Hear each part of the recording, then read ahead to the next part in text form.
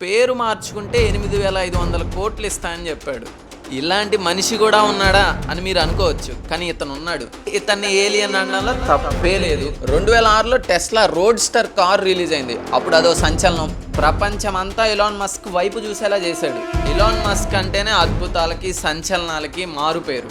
Around రోజుకి 18 hours గొడ్డులాగా కష్టపడతాడు. ఇతని జీవితం గురించి ఓ మాటలో చెప్పాలంటే పడి లేచిన కెరటం. స్టాన్ఫర్డ్లో డాక్టరేట్ చేసే ఛాన్స్ కూడా వచ్చింది, కానీ ఎలాన్ మస్క్ ఎందుకో అటువైపు వెళ్ళడానికి ఇష్టపడలేదు. తను తీసుకున్న డెసిషన్ చాలా రాంగ్ అని చెప్పి.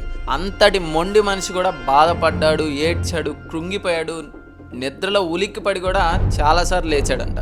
అలా ఉండడం వల్లే మస్క్ మామ కష్టాలు ఎక్కడా వృధా కాలేదు. ఇక స్టెప్ బై స్టెప్ అలా వెళ్తూ ఎక్కడా వెనక్కి తిరిగి చూడలేదు. ఎలాన్ మస్క్ ఇవేమీ పట్టించుకోడు. ఆ మాటకు వస్తే టెస్లా కార్లను ప్రమోట్ చేయడానికి కూడా మనీ ఖర్చు పెట్టాడు. అలాగే the boring company, Neuralink corporation, open AI, Tesla, solar city ఇలా అనేక రకాల కంపెనీలను స్థాపించాడు. అంత బిజీ పర్సన్ అయినా కూడా వీడియో గేమ్స్ ఆడడం మానేయడు. అందుకే లైఫ్ని ఎంత సక్సెస్ఫుల్గా లీడ్ చేస్తున్నాడు. మస్క్ మామ అలా కాదు, ఎలా పడితే అలా మాట్లాడేస్తాడు. ఇతను ప్రతి కొత్త పనిని ఒక ప్యాషన్తో చేస్తాడు. అలాంటి మస్క్ గురించి తెలియని విషయాల గురించి తెలుసుకుందాం పదండి. ప్రపంచంలో పవర్ఫుల్ పర్సన్ ఎవరైనా ఉన్నారు అంటే చేతిలో డబ్బున్నవారే. అలాంటి డబ్బున్నవారు కూడా ఇతన్ని చూసి సలాం కొట్టి తలపై కత్తాల్సిందే. మరీ అంత డబ్బున్నాడా అంటే డబ్బు అనే పదానికి ఇంకొక పేరే ఈ ఇలాన్ మస్క్.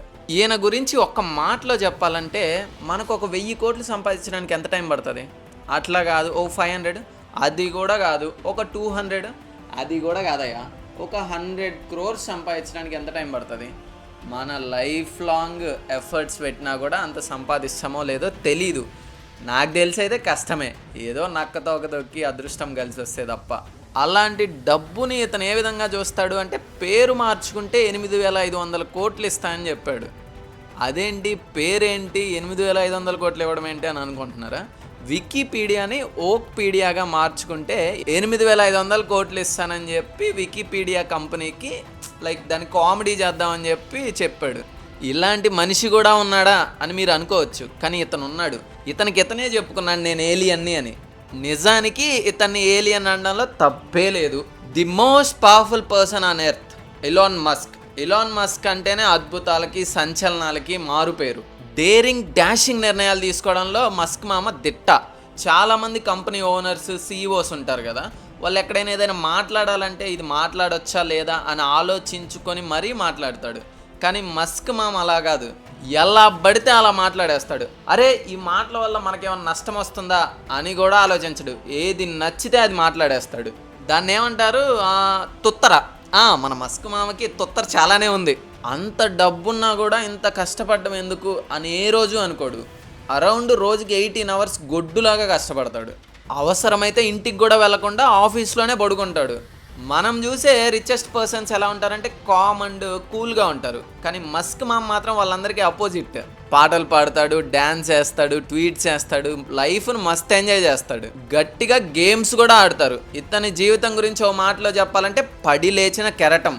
మస్క్ మామ ఎంత పాజిటివ్గా ఉంటాడంటే చేసే ప్రతి పని ఖచ్చితంగా అవుతుంది అని ఒక పాజిటివ్ థాట్తో ముందుకెళ్లే వ్యక్తి.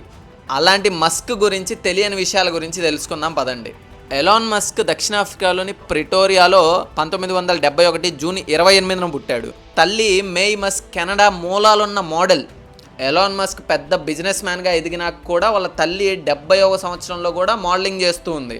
తండ్రి ఎరోల్ మస్క్ ఇంజనీరింగ్ నుంచి మెరైన్ ఇంజనీరింగ్ వరకు చాలా పనులే చేశాడు. మస్క్ మామ ప్రవర్తన చిన్నప్పటి నుంచే చాలా వింతగా ఉండేది. తనలో తనే ఏదో ఆలోచించుకునేవాడు. ఒక్కోసారి పేరు పెట్టి పిలిచినా కూడా పలికేవాడు కాదు. తన ప్రపంచం తందే. ఎలాన్ మస్క్కి 10 ఏళ్ళు రాకముందే వాళ్ళ తల్లిదండ్రులు విడిపోయారు.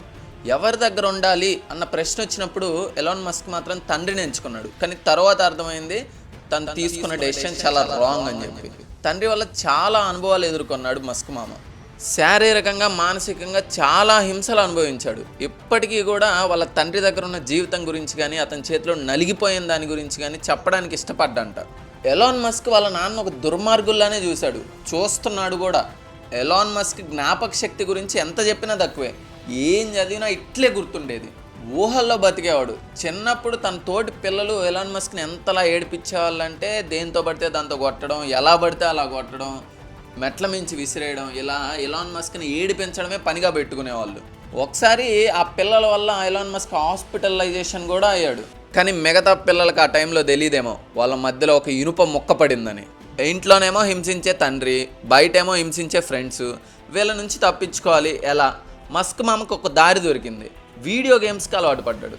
అలా అని వీడియో గేమ్స్ టైం పాస్ చేయలేదు అండ్ వీడియో గేమ్స్కి ఎడిక్ట్ కూడా కాలేదు, జస్ట్ రిలాక్స్ అంతే. అప్పుడే తనలో ఒక కొత్త ఆలోచన, ఎవడో డిజైన్ చేసిన గేమ్స్ నేనెందుకు ఆడాలి, నేనే ఒక కొత్త గేమ్ డిజైన్ చేస్తే పోలా అని చెప్పి గేమ్ డిజైన్ చేయడం స్టార్ట్ చేశాడు.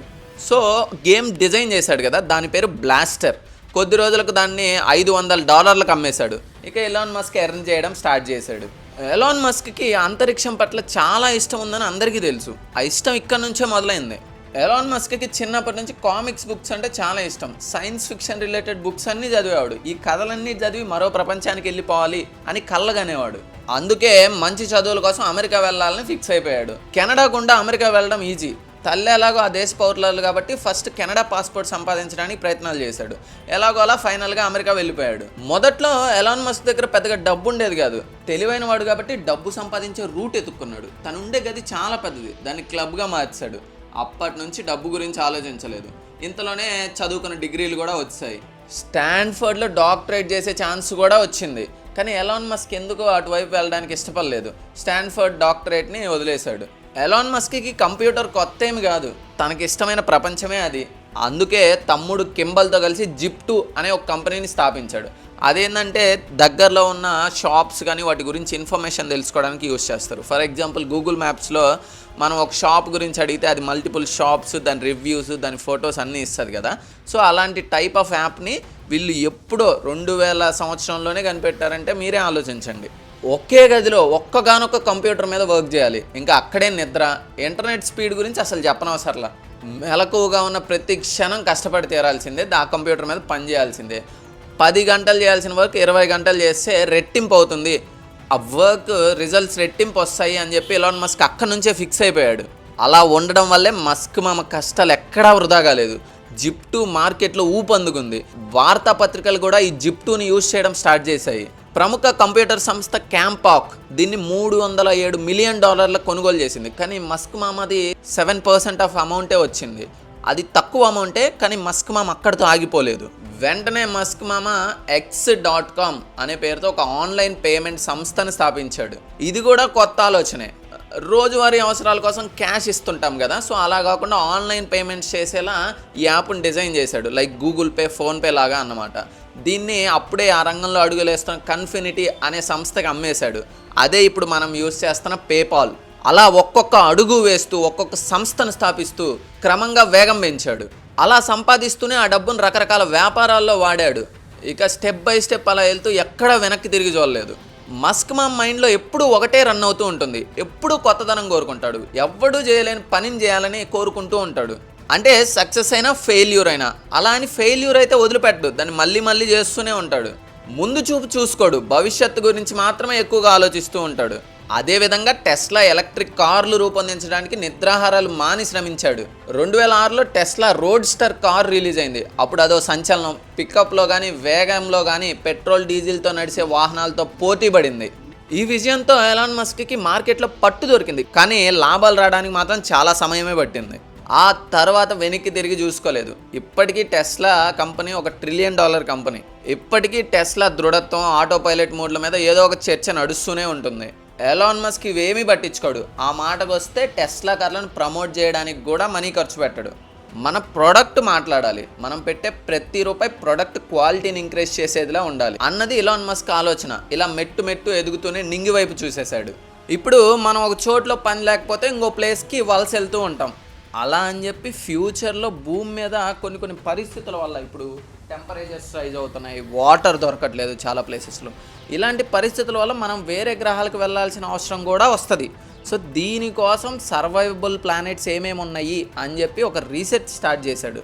దీనికోసం SpaceX అనే ఒక కంపెనీని స్థాపించాడు.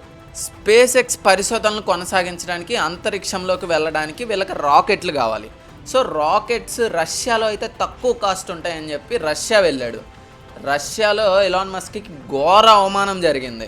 ఈ ఫేజ్ మస్క్ మా మనసులో నల్ల మచ్చలాగా ఏర్పడింది. నిప్పు పుట్టించిన రాకెట్లు నింగికి ఎగరకుండానే పేలిపోయాయి. అంతటి మొండి మనిషి కూడా బాధపడ్డాడు, ఏడ్చాడు, కృంగిపోయాడు, నిద్రలో ఉలిక్కిపడి కూడా చాలాసార్లు లేచాడంట. ఇదంతా పక్కన పెడితే తను చిన్నప్పటి నుంచి అడ్మైర్ చేసే నీల్ ఆర్మ్స్ట్రాంగ్ కూడా ఒక స్టేట్మెంట్ పాస్ చేశాడు. స్పేస్ ఎక్స్ లాంటి ప్రైవేట్ సంస్థల ఉనికి ప్రమాదకరమని ఒక స్టేట్మెంట్ కూడా పాస్ చేశాడు. దీంతో మస్క్ మామ ఇంకా బాధపడ్డాడు. అప్పటికి టెస్లా కూడా బాగానే నష్టాల్లో ఉంది. కానీ ఇలాన్ మస్క్ వెనకడుగు మాత్రం వేయలేదు.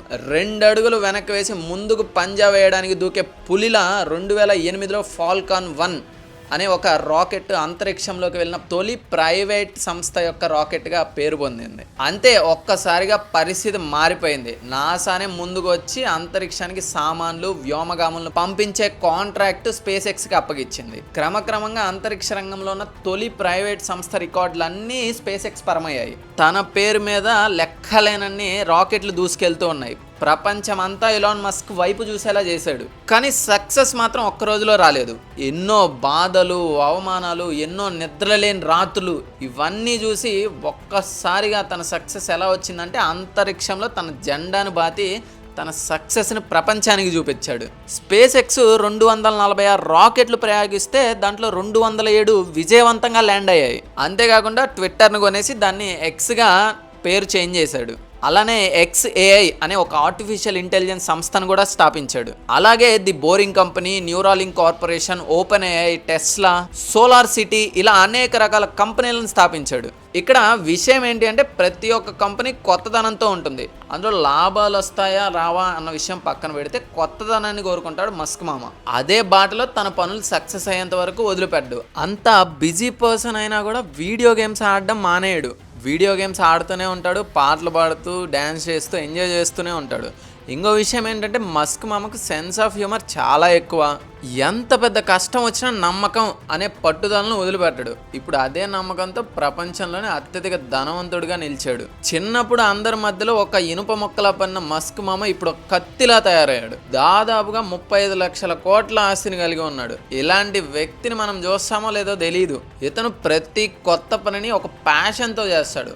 అందుకే లైఫ్ని ఎంత సక్సెస్ఫుల్గా లీడ్ చేస్తున్నాడు. ఏ మాటకు ఆ మాట చెప్పుకోవాలి, మస్క్ మామ మామూలుడు కాదు. గైస్, ఇంతవరకు చూసారంటే మన కంటెంట్ మీకు నచ్చినట్లే ఉంటుంది. కొంచెం ఆ లైక్ కొట్టేసి మీ ఫ్రెండ్స్కి ఎవరికైనా షేర్ చేయండి.